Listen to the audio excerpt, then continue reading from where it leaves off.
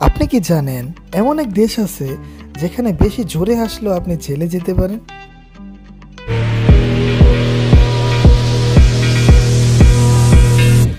ইতালির মিলান শহরে এক আজব আইন এখনো চালু আছে।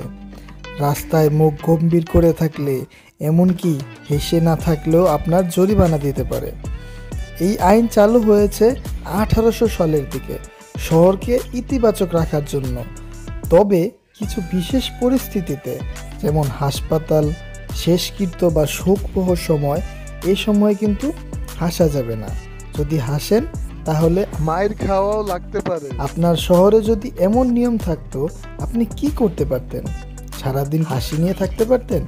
কমেন্টে লিখে জানাবেন। আর এমন অদ্ভুত ফ্যাক্ট পেতে আমাদের চ্যানেলটি এখনই সাবস্ক্রাইব করে রাখুন আর পাশে থাকা বেল আইকনটি প্রেস করে রাখুন। ধন্যবাদ সবাইকে, ভালো থাকবেন সবাই, দেখা হবে পরের ভিডিওতে।